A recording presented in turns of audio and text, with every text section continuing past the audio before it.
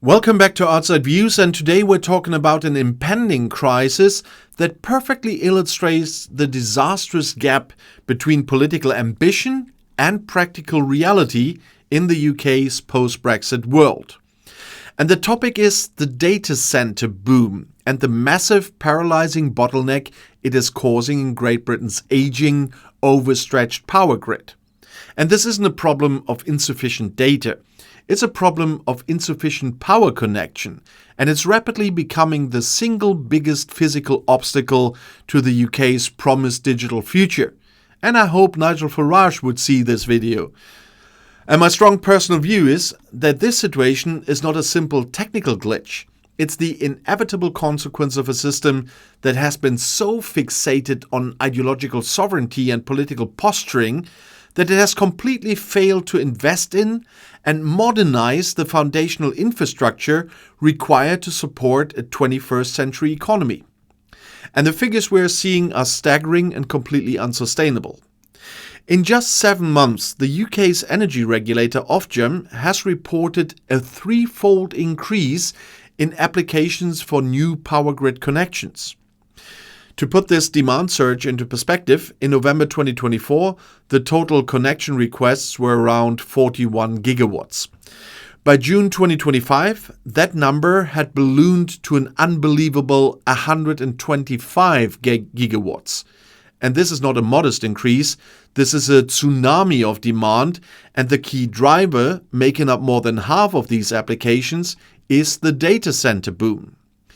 And this 125 gigawatts of requested power is more than double the UK's current peak demand for electricity. Let that sink in. The demand in the queue is twice the highest amount of power the entire country consumes on its coldest, darkest day. The national grid operator, National Grid, has a plan to connect 19 gigawatts of new capacity over the next 5 years. 19 gigawatts in 5 years is less than a sixth of the current demand in the queue.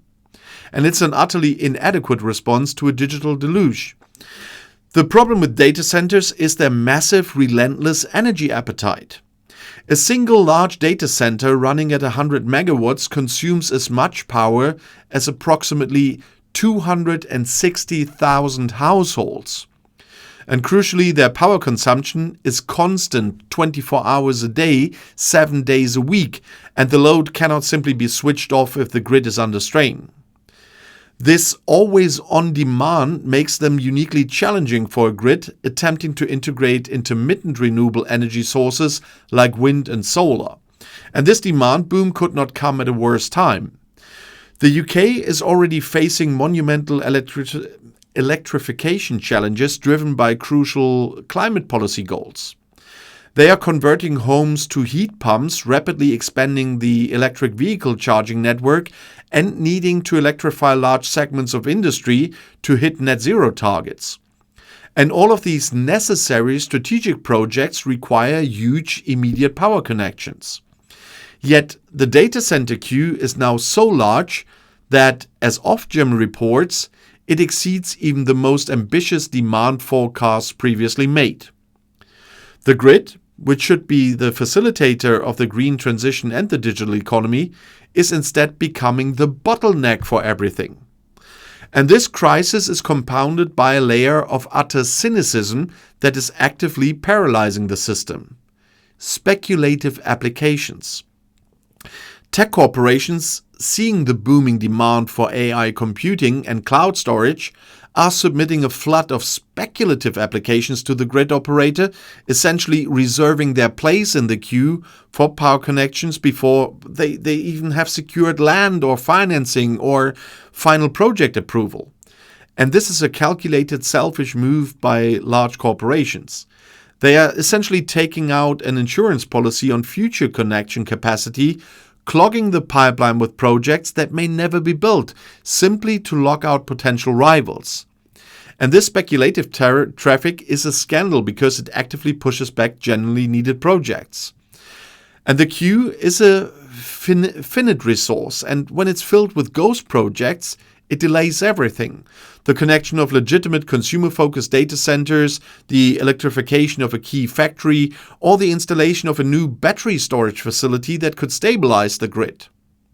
Strategically vital projects that bring real utility to consumers are being pushed years down the line because a few giant corporations decided to flood the zone.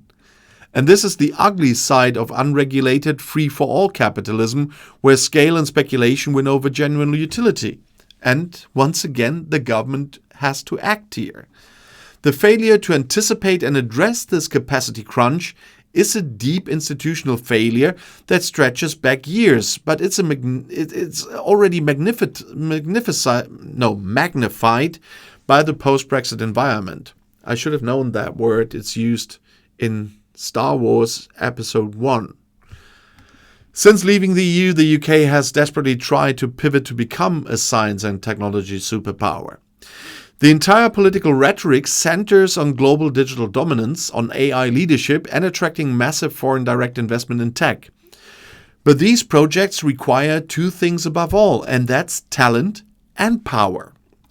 The data center boom proves that the UK is seen as attractive for investment in that case, but the grid cannot deliver the necessary infrastructure. The regulator Ofgem and the grid operators are now forced to adopt emergency measures to try and sort out the mess. And they are talking about filtering applications, requiring applicants to prove their projects are real and shovel-ready before they are processed further. They are considering a new progress fee to discourage speculative hoarding, a necessary but late-stage fix for a problem that should have been managed through strategic planning years ago. This is not innovation, it's crisis management. The economic danger is now very real and immediate. If data center connections are delayed for years, the applicants will simply pack up and leave.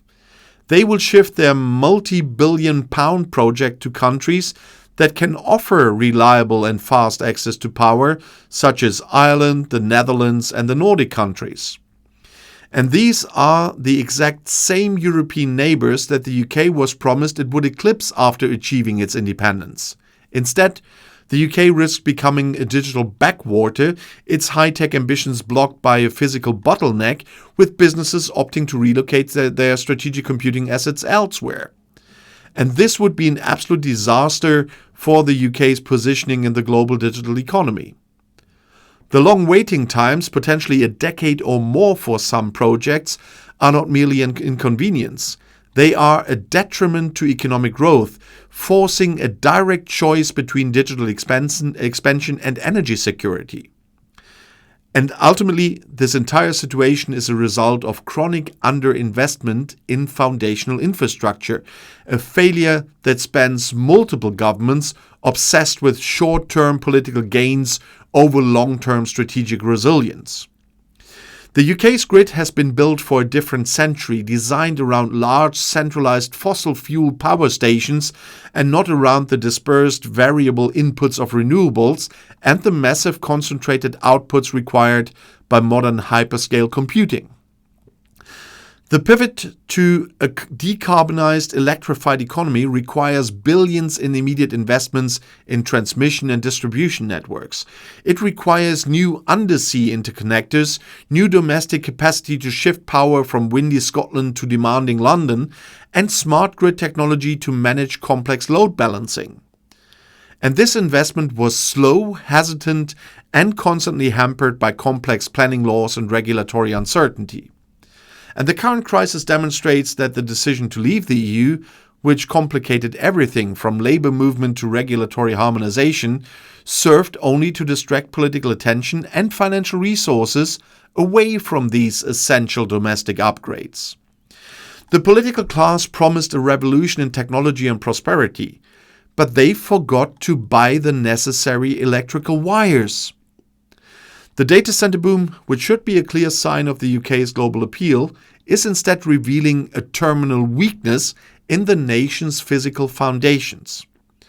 The UK is literally drowning in speculative digital demand because its political system failed to plan for the most basic physical requirement of the digital age, and that is electricity. The government can welcome the panel's report and promise to consider improvements, but until they move beyond political grandstanding and commit the necessary trillions to future-proofing the power grid, the digital revolution will remain stalled in the waiting queue, blocked by the very real threat of a system that is no longer fit for purpose. And it's an embarrassment that will directly cost the UK both investment and its claim to technological leadership. So thanks for joining me on Outside Views, and if you want to see something else, the next one is right here in the end screen.